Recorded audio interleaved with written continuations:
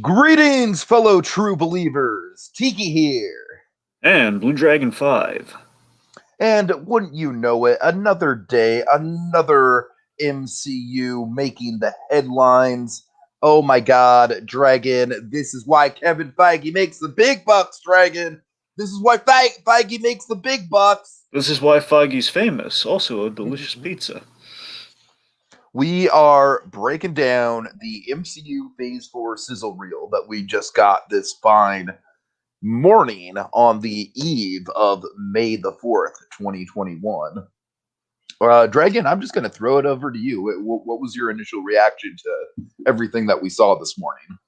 Yeah, so I gotta tell you, I watched the video on on pretty much where it's supposed to come from, the Marvel Entertainment thing, and so yeah, Marvel Studios celebrates the movies. It's pretty much, in other words, the sizzle reel. But I gotta tell you, man, I thought this was a very moving and effective use of the archived Stan Lee audio, where Dragon, we you had know what this. we're doing? You know what we're doing with the Stan Lee audio? What are we doing?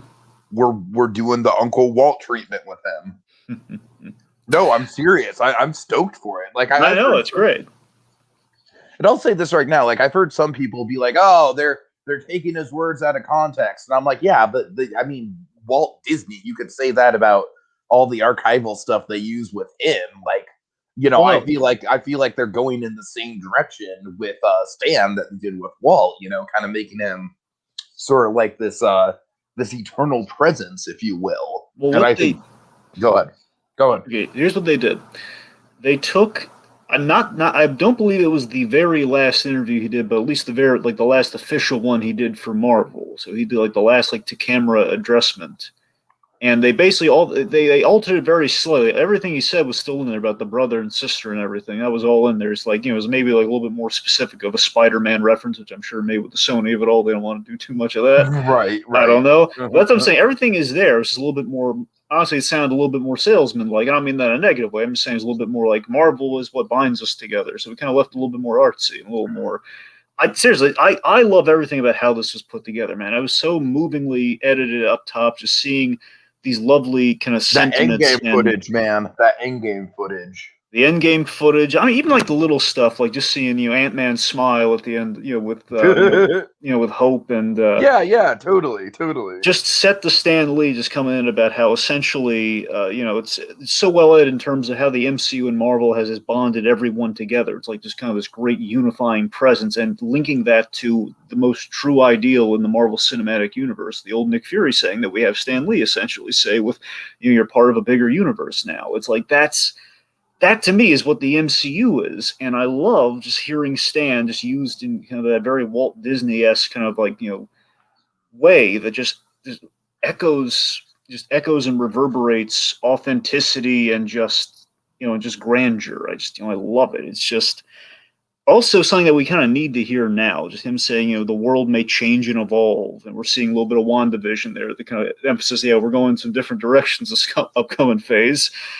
But the one thing's never going to change is we're all part of one big family, and we see little Ultron footage, little Hawkeye, little. Again, we're kind of ushering in subtly the Disney Plus shows, but we're applying Yeah, it just to yeah. the grand, to all the wonderful kind of heartfelt moments of the MCU. It's so wonderfully comprised.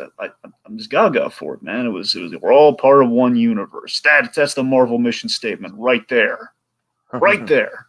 The majesty of Marvel. Right, so we got Atomic Beast in the comments. Hey there, Atomic Beast. Let's see. He observes that it's sad that the real respects Marvel, while Star Wars, for some reason, just spits at their movies. Uh, yeah, Star Wars is weird. Like the MCU has definitely eclipsed Star Wars as far as being the pop culture franchise right now. But anyways, Well, since Atomic Beast says, if I die, I hope to get to meet Mr. Stan Lee in heaven, which that's a wonderful sentiment, Atomic Beast, and I love how we use the definition of Excelsior in this without just saying Excelsior. I thought that was a real classy bit where we cut out him saying Excelsior at the end in lieu of just him saying, that moves us ever upward and onward to greater glory. That's the definition of Excelsior. It was Nice, wonderful. nice. And of Yeah. course, then using all of, like, the endgame moments, also the moments that built us. The endgame thing was like the perfect halfway point in the sizzle reel. It was like, okay, you remember this. You remember you feeling this way. You remember how awesome it was. The single greatest moment in the MCU, Avengers Assemble, without question. Just on your left and all those portals and Cap saying the thing. Literally, Tiki, the one thing I knew, the one bit of reverence I've always had for Captain America, given its greatest glory in all of films, that he's the guy who says the thing. That's his big role on the team, as far as I knew him in the comics. And now it's like, having gone on the journey of everything I've grown to love about that character, then finally giving that moment, America kind of knows it for. Yeah, he's the patriotic guy who says the thing, throws the shield, maybe he sometimes has has hot dogs with Spider-Man. That's pretty much it. Right. Hangs out with Spider-Man sometimes. I'm thinking about this one kind of crossover they had once where they're eating hot dogs and talking to Uncle Ben. It's really nice. But then we start getting into the new stuff, Dragon, and oh boy, they threw a lot at us in a short amount of time. And I love how we're linking up with like the theme that plays on the Marvel logo too, as we kind of dip from that into like, oh, and here's the stuff that's coming up. Upward and onward, baby. All right, Dragon. Before we get into the stuff, I just want to point out really quick how annoyed I am at some clickbait YouTubers. Not going to name names. Oh, I'm gonna name. I have a name particular I want to name, but I don't know if it's cool to do it. No, fine. If you want to name names, by all means, it's you saying it. Not Emergency me. Awesome. I hate those guys. Boy. Oh wow. So much. Because Emergency Awesome's the one that always puts out like all these wonderful, oh my god, tell me this is confirmed, and it never is. Oh man. Never ever is. Okay, so I assume that they did Eternals trailer.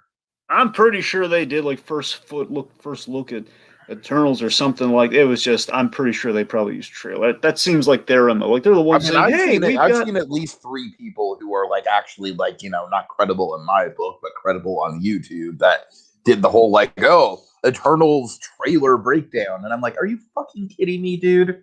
Like wait like a week or two, and I'm sure we'll actually get that trailer. So just calm down." All right, these are the kind of guys who always get my hopes up with the whole like, hey, the Marvel Netflix stuff is coming into vogue, like the whole Charlie Cox Daredevil, D'Onofrio Kingdom. That ticks me off to no end because of my hopes are just so, it's like, come on. Yeah. Okay, so really quick, we get a quick look at Black Widow. And Dragon, I gotta say, I'm getting a little bit more excited for this one as we get closer to it. Honestly, I think the 1-2 punch of David Harbour and of course Florence Pugh, the goddess of 2019, that's going to do a lot for the movie to sell me on it. And I think I also think that both WandaVision and Falcon and the Winter Soldier, in different ways, kind of set some groundwork for Black Widow to be like there's a little bit more that we're going to be exploring with Black Widow, and it's kind of interesting that like now it's kind of like the reverse where those shows were laying the groundwork instead of Black Widow laying the groundwork for those shows. So it's kind of interesting how that worked out, but here we are. I don't think we saw much new footage in Black Widow, but any final thoughts on Black Widow before we actually get the movie? Well, for starters, we should say it comes out July 9th. Mm-hmm. But Ian, you know me, I'm absolutely sold. We're getting Taskmaster, we're getting Red Guardian, we got like the family theme going, and again, kind of a nice little closing of the book on Black Widow, which is nice. Of course, very much dovetails into the whole kind of Captain America Winter Soldier angle, which would be kind of nice. It's like something yet again, like kind of the third member of that team getting her due. It's it's nice to see that happen. Mm-hmm. So I'm very sold on Black Widow. It's going to be like the one. It's finally in theaters. We're finally going back for a Marvel movie. Finally. Okay, what do you think of this?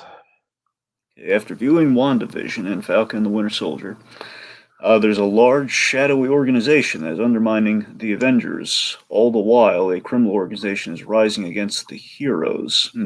I want to say Atomic Beast is referring to kind of the power broker of it all, I'm guessing, along yeah. with possibly the I think the Contessa forming kind of the Thunderbolts of it all and the power broker. I mean, yeah, And it's then really maybe interesting. also It seems. possibly to a lesser degree, oh god, I'm sorry, I already fucking forgot his name from WandaVision. You mean Hayward? Hayward, yes, thank you. Right. You know, the whole sword of it all, I Yeah, suppose. yeah. Yeah, I mean, right now the thing that everyone's just since we're talking about it, the big thing about Atomic Beast is we're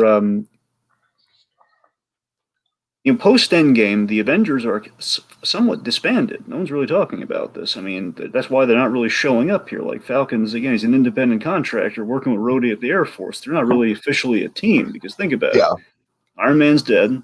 Cap's off the table. Hulk is essentially retired because he's got the bum arm now. And what are you left with? I mean, again, Black Widow's gone, and basically Hawkeye's getting ready to pass on the mantle. So the Avengers are pretty much done or dispersed across the globe. So with that in mind, it's going to be really interesting seeing kind of the new guys come together, just with this disbanded kind of place we're at, kind of at ground zero with the MCU, like rebuilding from the start. Yeah, I feel like right now it almost kind of feels like how we were at the start of the Marvel Netflix stuff, except now it's like fully connected into the MCU, so it's like we know it's going to be, like really like a part of the MCU's DNA going forward with all these new characters coming in and in some senses somewhat more street level characters getting movies. So I'm excited for it. All right. Likewise. So then we see just a little bit of footage of Oscar-winning director Chloe Zhao's. I'm sorry, I need to emphasize that the Eternals. Dragon, what do you think? Angelina Jolie riding on a horse. I tell you, the underreported thing within this all the Phase 4 buzz. I got to tell you, I'm really hoping I'm going to eat my words here, but I'm really worried about the Eternals. But it's Oscar-winning director Chloe Zhao. I haven't seen Nomadland yet, so I'm going to reserve judgment. But all I'm saying is before you're not seeing, gonna like it. Well, then this is not helping me. I know you right now. You're not gonna like it. Well, my point is, the Eternals is a gamble. I think out of all the Marvel projects, is the most unequivocally hurt by all the pandemic postponements. No question, because I feel Eternals is in the Guardian space. Only there's less of kind of like a cushion, a safety cushion, where it's like, hey, we're heading towards the cosmic direction. We've been kind of inching towards that with the Infinity Stones and the Thanos of it all, big connect with Gamora. And beyond that, if all else fails, we have Captain America that year too. So we're covered. Going back to 2014, and hey, the Eternals is coming. Obviously, blank check with how successful everything's been. Of course, we're going to give the Eternals a shot. Guardians worked out wonders, and again, it's a very packed schedule. And of course, stuff happened, and we didn't get it.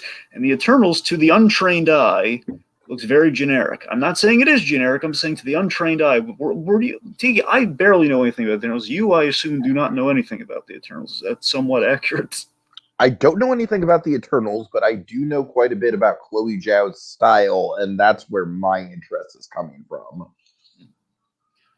So basically, Dragon, what I'm getting at with this is that this looks like to be, with the line of, we were, oh God, Dragon, what was the line? Like the line is. Go ahead.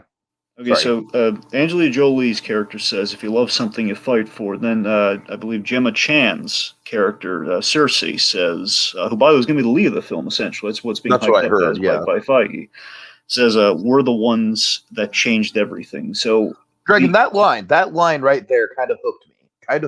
Like, I'll admit, Tiki, that is the only line I really have the glom onto with anything with the Eternals, and that it suggests to me, because all I know about this movie going into with the Eternals, that they're Celestials. They're linked to being Celestials and or just actually Celestials, like the giant godlike beings of the cosmic Marvel universe. My assumption is that, maybe it's like these guys were operating on Earth behind the scenes during the MCU, as the MCU events have gone forward and gone on, which I don't know how that's going to turn out, but that's all I have to glom on to, because right now there are guys in unimpressive costumes from a distance that we're not seeing up close or anything. So I think that this movie is going to be less about the costumes and way more about the cinematography because that is Chloe Zhao's bag. If I were to guess, I would say this is probably going to have some of the most impressive cinematography in the MCU. And Dragon Chloe Zhao is also a very thoughtful and meditative director. Like if you do get around to watching Nomadland like that, it's a super meditative film.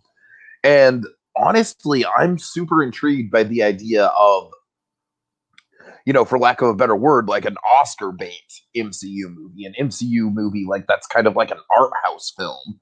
And frankly, like an art house film about eternal beings that kind of like shape the fabric of the MCU. That kind of sounds fascinating. I mean, I'm open to it. I want it to succeed. I I'm just will saying also this. throw this out there, Dragon. I'll throw this out there.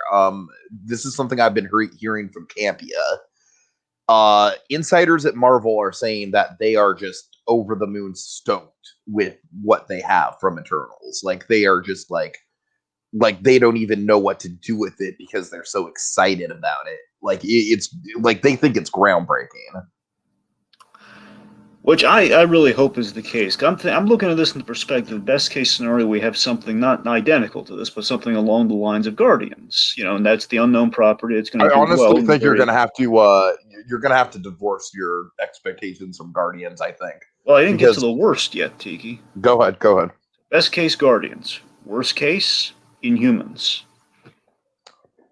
Yeah, I could see that. Because That that's is the the thing, worst and case scenario. like at first glance, and I know I have a feeling any way you slice it's not going to be Inhumans, but let's just say, first glance, like, okay, they're just not really doing much. It's kind of like all the footage that we've gotten, they're just kind of standing around.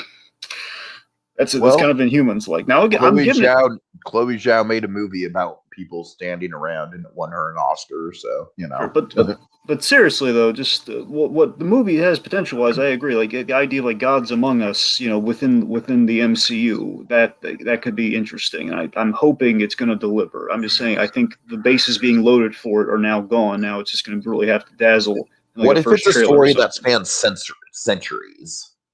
That's what I'm saying. That could be really That's good. what I'm really banking on. I'm Is just like I saying, marketing wise, we got nothing on these guys. I think it's right. kind of a problem. Like we don't have any sell. We don't have like a hooked on a feeling esque thing. Like not hooked on a feeling necessarily, but there's nothing like it's like the Eternals, and you're gonna watch it because it's Marvel. It's like give me something, guys. Like Again, sell the Dragon, at the very celestial least, aspect. I'm sorry to be repetitive, but at the very least, I am kind of surprised that they didn't pull out the ace that they do now have up their sleeves, which is Oscar-winning director Chloe Zhao.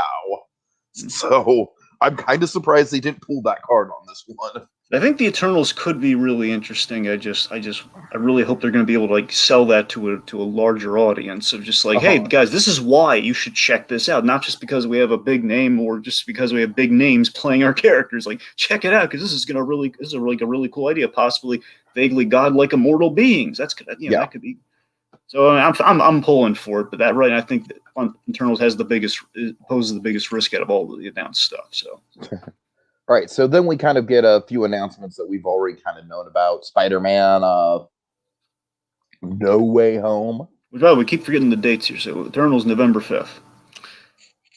Far From Home December 17th. No Way Home. What? Sorry. Yes. It's okay. I almost said Far From Home too. I had to stop myself. See, I wrote down the wrong abbreviation because I'm so used to the 3 letters. No Way Home. I don't believe anything with that movie until I see it, by the way. I agree. I'm just waiting for a trailer or footage. It's like Alfred Molina. Yeah, it's like they could all just be playing an elaborate stunt on us for all we know. Yep. Especially after the Ralph Boner of it all, honestly. That's what I'm saying. After the Boner incident, I don't trust the MCU with all the cameo talk and all this and that. That's what I'm saying. I don't trust them. For all we know, like Alfred Molina is like playing a version of Otto Octavius that just does not get the octopus arms or anything. It's gonna be Spider-Man 2 takes place within the cinematic universe as like a Spider-Man movie. Oh my god, that'd be ridiculous. Oh Jesus Christ. Oh my god, I could see that. You know what, Dragon? That I would respect. That would be a good troll. I would respect that troll. Anyway. All right, so let's see. So after Spider-Man, we have very appropriately Doctor Strange in the Multiverse of Madness coming March 25th, 2022. And this, for a long time, has been my most anticipated of the of Phase 4, and that has not changed, Dragon. I am locked onto this. I am as locked onto this as Gulliver was for the first one. Given the shifting of things, I gotta tell you, just the idea of like we're gonna give you potentially a big nugget towards Doctor Strange 2 with Spider-Man No Way Home, and then you're gonna have people so on the line, kind of like an Infinity War Endgame thing in a sense. You know, and that like, hey, we've teased up. That's interesting because like I do feel like those two movies are kind of event movies in their own right, for sure.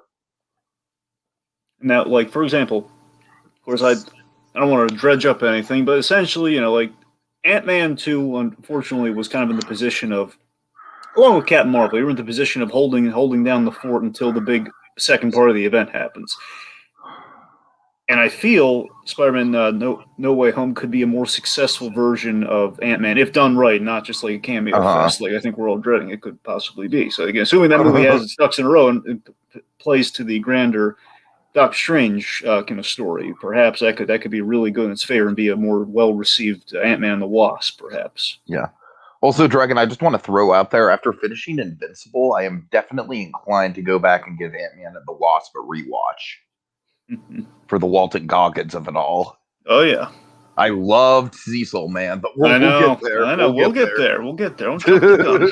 I know. Oh God, I'm tempted to. Don't drink the water either, but you know.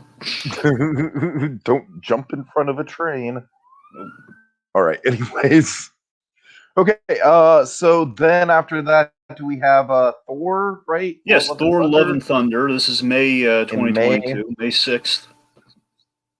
Dragon, remind me, Taika's coming back for this one, right? Yeah, he's coming back, and we're gonna get the two things that we know.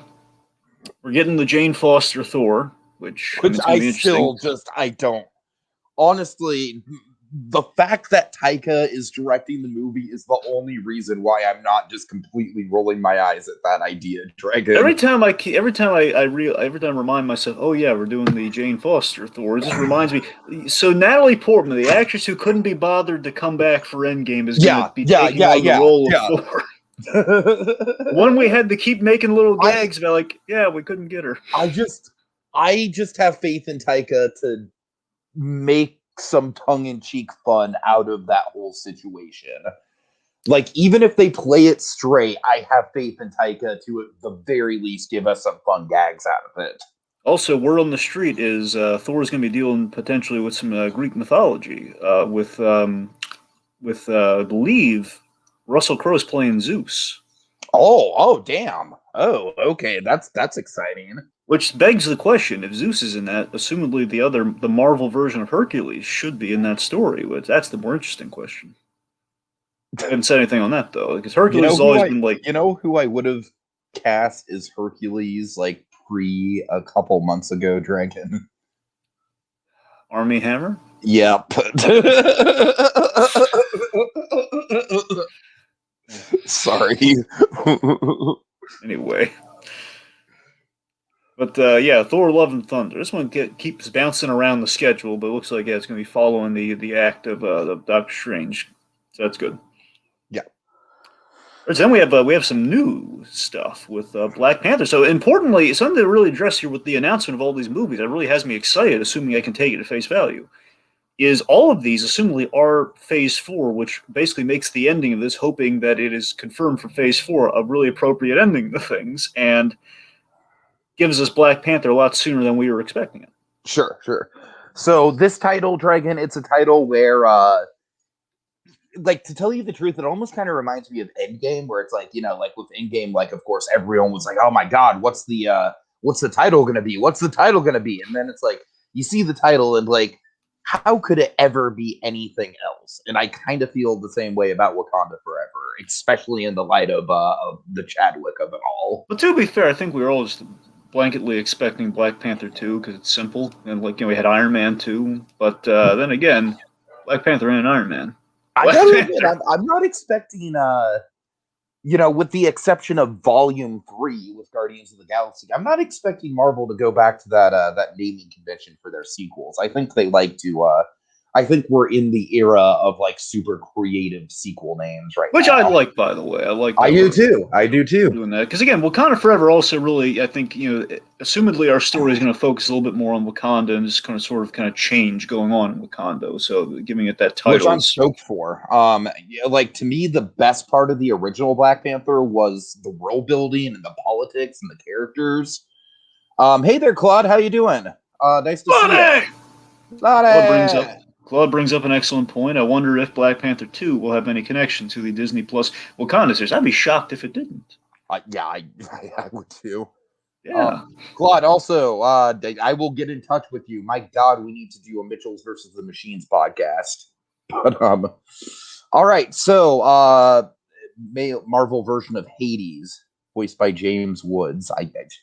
Dragon, there was a period of time where I thought that James Woods would kill it as like a darker live action version of Hades, and I don't know. I can't really get behind that anymore. But anyway, so so July 8th, 2022. That's when we're getting Wakanda Forever. Yeah, and like I said, I'm stoked on the world building. I'm stoked on just kind of like all the political kind of like chess pieces moving around the board of Wakanda. That's what I think the big draw of Black Panther for me was. That's why I saw that movie in theaters 4 times, was kind of like just getting into that world and getting into the the different tribes and all that. So yeah, I'm excited for sure. So definitely a theme with a lot of these movies, as well as the Disney Plus series. I'm sure Wakanda Forever is going to be tackling just the whole legacy aspect of legacy of Phase 4, in which we're ushering the new generation, also kind of looking back to the old generation, seeing maybe there's some faults, maybe there's some things to improve upon. So of course the first Black Panther film very memorably is a big justification for we did think we really screwed up in the past, guys. Right, we need to do better. The whole you were wrong, you were all wrong. I love that moment so much. Seems so good. I know it's my favorite moment of Boseman's acting. Possibly ever, because I really love that scene. But at least in the MCU, it's his finest moment. It's calling out his thought on the fact that things need to change. That's going to be great. Kind of exploring that theme further. And again, they still haven't ruled officially on if Shuri's going to be taking up the mantle. I think we all assume so, but some people, I don't know, they've been really careful not to say full on she's taking over the mantle. So I don't know. We'll see. Also, Dragon, guess what? What? Legacy! Oh. What is a legacy? I'm sorry, I had to get out of my system. All right. Sorry. Go ahead. So, next, the Marvels in November 11th, 2022. This is a very interesting situation. Yeah, never have we expected to be really excited for the Captain Marvel sequel, but now we are because of the Miss Marvel of it all. And it's Miss Marvel because of the S on Marvels, because that S, that is her logo. Could it be that our good friend of a friend Sagar is going to be in this movie, Dragon? I'm sure it'll pop up. But Dragon, I'm stoked. I'm stoked to get a trailer for Miss Marvel. There have been some images leaked from the Miss Marvel with set. Him? Well, no, not with him. Sorry, just with not her. With him. Her in the suit. Yeah, Dragon. The closer we get, I'm just like I'm so stoked for just the stupid Sagar Shake connection that we have. I'm like, the folks who may not be aware, we're familiar with the actor portraying her brother. Yes. Khan's brother. We've covered him in a wide variety of sketches on the Just Kick. We've been following him for a while. He's quite the talented comedic actor, and it's going to be interesting to see him in the MCU. So we're geeking out, like, oh god, we know a guy who knows a guy who's been in the MCU. It's so cool. All right. That's pretty much it. But also, in all seriousness, though, again, like through WandaVision, the big takeaway has been, man, Captain Marvel is looking up. I never thought I'd say that. Yeah. Mostly through everything except for Brie Larson, but you know what? You got to do what you got to do. And to be fair, I mean, Brie Larson, I know how weird and superficial it sounds. When Captain Marvel cut her hair and she showed up in the third act of Endgame, I liked her more. I mean, the third act of Endgame is definitely the best stuff we had from her in the MCU so far. I'm not saying much because she shows up for like 5 minutes, but still. Yeah. You know? But yeah, absolutely. Not only the Miss Marvel of it all, but of course, Dragon. I think for me, even I might be even a little bit more excited about. Oh God, why am I blanking on the name? I'm so stupid. Give me something. Oh God, fucking the WandaVision character. Monica Rambeau. Yeah, Monica. Yeah. God, Yeah. Jesus Christ. How did I blank on that name? I wonder if they're going to go with Photon or Spec. I'm convinced they're going to go with Photon, given that was her mother's name, because they haven't said which. She's had a lot of names over the years. Of course, one of them being Captain Marvel, hence the hence the relation. But yeah, that's what I'm saying. She did a lot of good for that. So it's going to be interesting to have her in a big role, Captain Marvel, and of course Miss Marvel. So it's going to be the Marvels very appropriately. And what if Sager just tags along the whole time as like the comic relief, and he's just has a ton of screen time, and he's like the Louise of the movie. Well, you know, in a perfect world, they would recognize the comedic genius of Sagar Sheikh, and we would make him the Captain Marvel's Luis, because we can't all. It's either that it's going to be that and Talos, but Talos might be busy in Secret Invasion, so we'll see. I have never liked Talos as a comedic character, man. He's never done anything for me. I thought you liked Talos a little bit, didn't you? That he never really. I don't know. I don't really get Mendelsohn. Yeah, I know Mendelsohn. Yeah. Anyways. All right, what else? We're kind of coming towards the end here, right? Yeah, we got 3 left. Okay. Ant-Man the Wasp, Quantumania, which come in February 17th, 2023. This is the first 2023 one. Mm-hmm. Which pretty much the big... Okay, so assumedly this is going to be a big deal because we're introducing Kang the Conqueror in this movie. Kang the Conqueror is kind of the next Thanos-level threat. This guy's a big deal, and Smart Money says he will tie into the Loki show, given the time...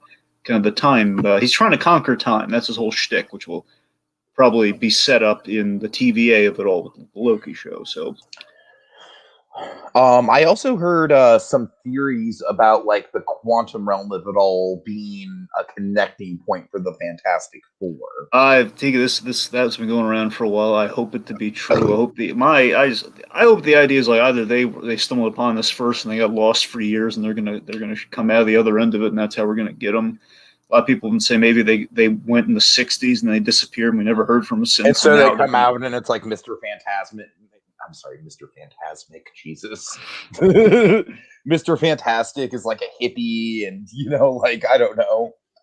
Like or like he's the Uber 60s square, like who knows? Right. Yeah, they can kind of play up like the 60s stereotypes a little bit.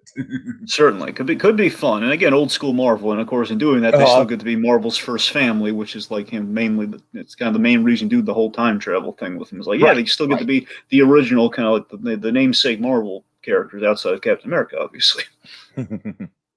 Okay. And I think that pretty much ties everything up, right? Because the last one was going to be Fantastic Four.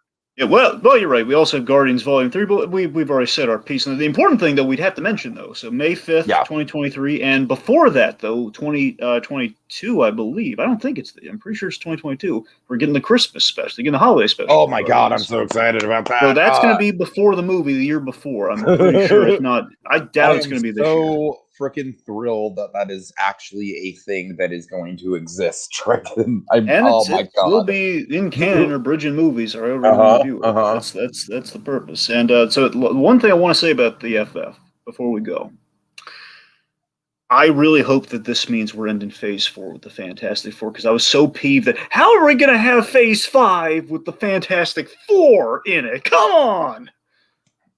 The only other thing I heard with the connecting it to a 4 is if Fantastic Four gets released in 2024. Yeah, but still, I mean, it's not as cool. Okay, hold on. I just got an idea, though. What if they released it on April 4th, 2024? Okay, that's kind of better, but still. 4/4/2024. That's not bad, but still, I mean, Phase 4, with everything that we went through in getting these Marvel movies, it's my dream to get the Fantastic Four in Phase 4. So this reel makes me really hopeful that's the case. That they didn't give it a date because essentially not sure, but the fact that they include it along with everything else that is in Phase 4, this gives me hope. And how else are we going to guys? Here's what's coming in Phase 4, and we're going to end with the big coveted one like that. Hey, Dragon. What? April 4th, 2024 is a Thursday. It could work. I just looked it up. Anyways. But still, wouldn't that be cool though if we did end? No. You're absolutely right. I'm sorry. I'm just being silly. Yeah. Phase 4, Fantastic Four. That would be a great way to end things. Yeah, that's how you do it when you don't have. Especially if they like tie it in, like because with Phase 4, we're getting a lot of like the newer brand of MCU stuff. You know, and if they really tie it back to the beginning and really get into some like old school, like Stan Lee, Jack Kirby, Steve Ditko kind of kind of characters and themes with the Fantastic Four movie, that'd be a great way to kind of like really tie everything full circle. And it's also, think about it, this is a phase for all intents and purposes. We're not going to have an Avengers to end on, and that's how you kind of match that. We're okay. We don't have the Avengers. I don't think we're going to have an Avengers until the end of Phase 5. I think that's accurate. I agree with you on that, and that's what I'm saying. Like, we're building the team in Phase 4 in the background, but to satiate everyone, we have the massive thing of the Fantastic Four have entered the picture finally. Now we can do that. I think that's how you do that. That's how you end Phase 4, and kind of make the whole world keep on spinning. I think that's how you do it. All right, well, I think we've pretty much run the gambit on news, Dragon, right? Yeah, but let's just thank the folks for tuning in. Okay, so thanks, Clyde Karinga and Atomic Beast. You guys are both awesome. Love you guys. All right, we will have a special Star Wars related thing up for May the 4th, tomorrow. And then Thursday, look forward to the April edition of Movie Memoirs, where probably the two biggest totally different movies in existence, The Father and The Mitchells versus the Machines, vie for my favorite movie of the month. Tiki, it's going to be thrilling. Oh, that's Wednesday? That's Wednesday. You got Thursday on the mind because of that Fantastic Four thing. It's Wednesday.